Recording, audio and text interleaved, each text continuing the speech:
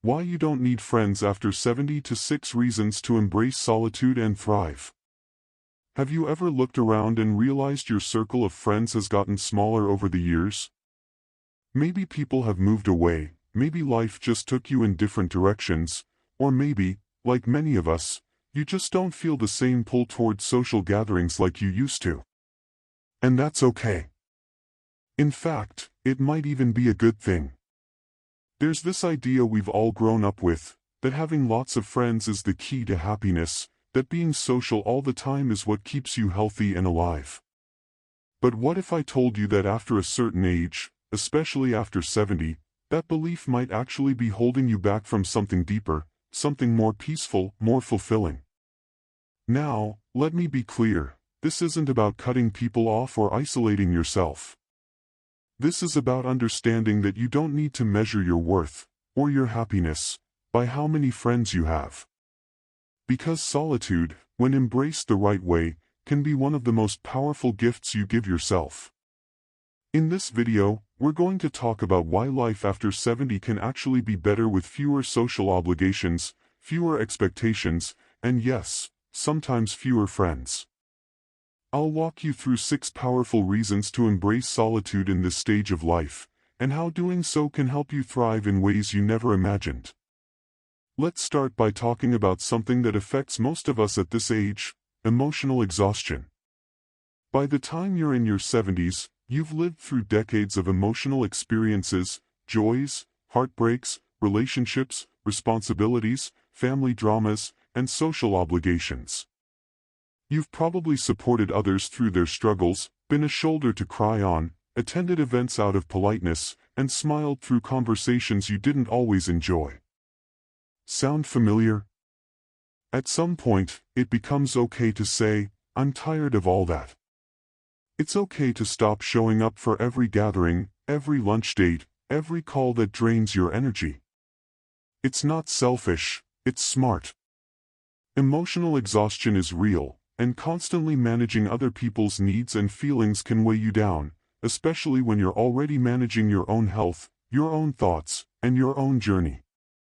When you embrace solitude, you give yourself space to recharge emotionally. You create peace. No more guilt over missing a call. No more putting yourself second. And that peace, it's healing. It allows you to think more clearly, sleep more deeply, and move through your day with less stress tugging at your shoulders.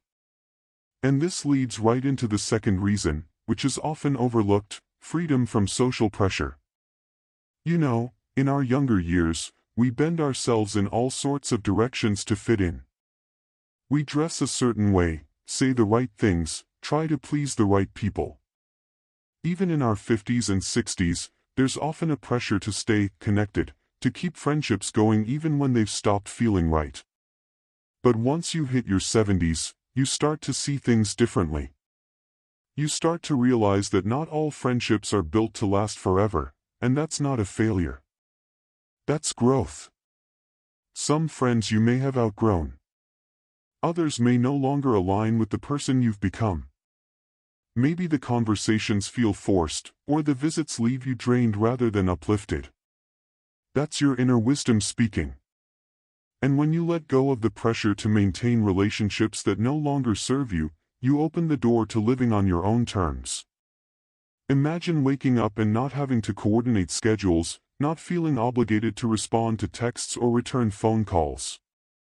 Imagine spending your days doing what you want to do, not what someone else expects of you. That kind of freedom, that's gold. Especially at this age.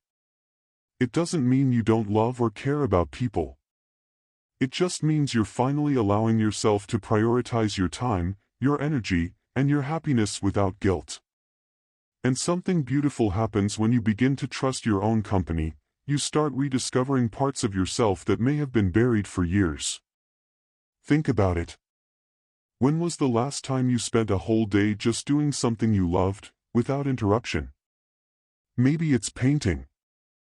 Maybe it's reading for hours without having to explain why you're still in the same chair.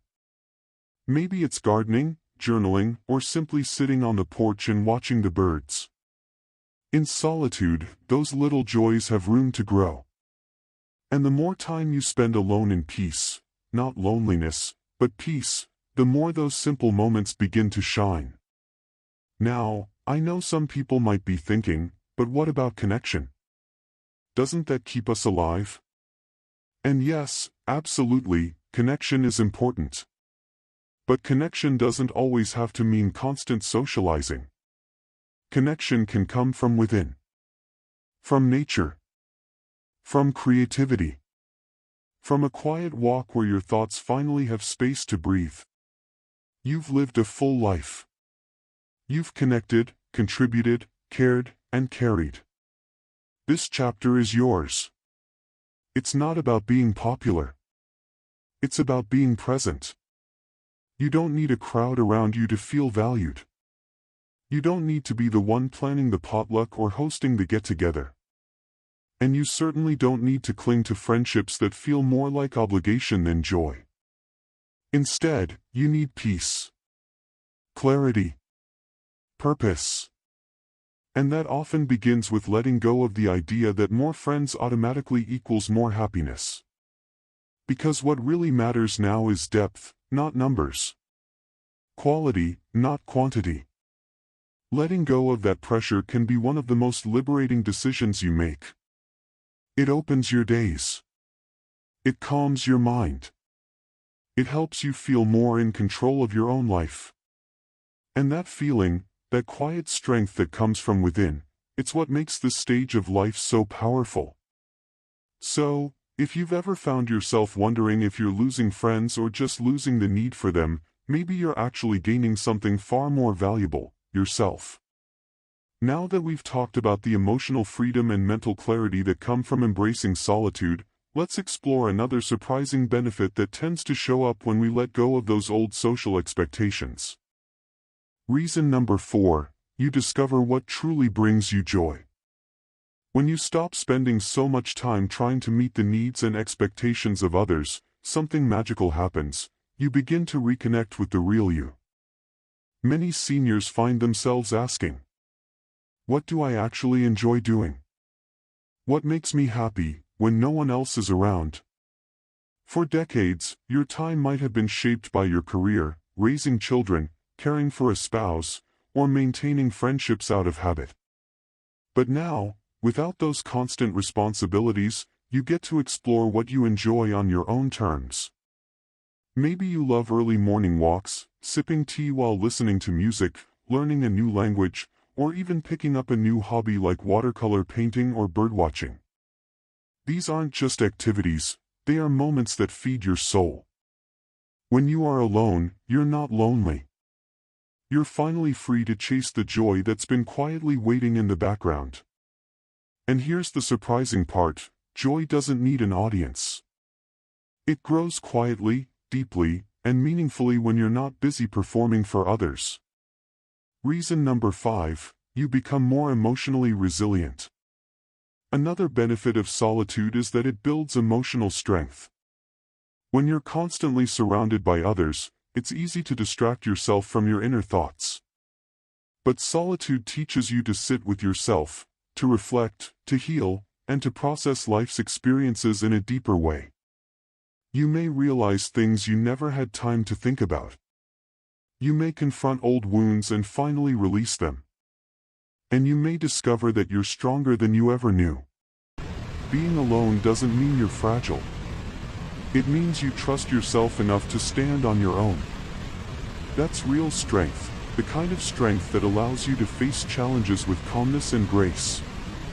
And the best part? You're no longer waiting for validation from others.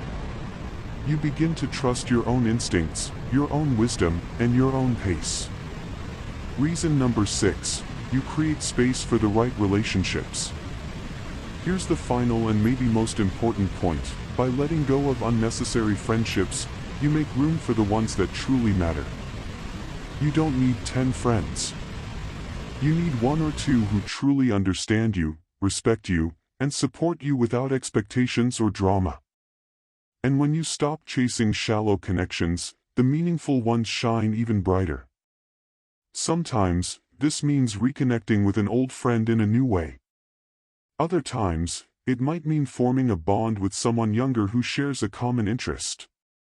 Or it might simply mean becoming your own best friend. The point is, you deserve peace and meaningful connection, not obligation. You're not giving up on people. You're choosing yourself. And that's the most powerful decision you can make at any age, but especially after 70. Direct hit closing message. Let's wrap this up with a little truth many won't say out loud. You don't owe anyone your time or energy anymore. You've done your part. You've shown up for others your whole life. Now, it's your turn. Don't let anyone make you feel like you're doing life wrong just because you enjoy your own company. You're not lonely, you're whole. You're not antisocial, you're selective. You're not distant, you're finally grounded. So the next time someone says, "Why don't you socialize more?" smile and say, "Because I've finally found peace, and it's the best company I've ever had."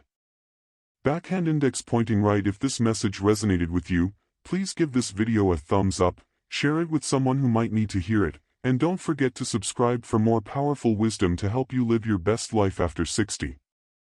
You are wise. You are enough. And this chapter, it might just be the most beautiful one yet. Thank you for watching, and I'll see you in the next video.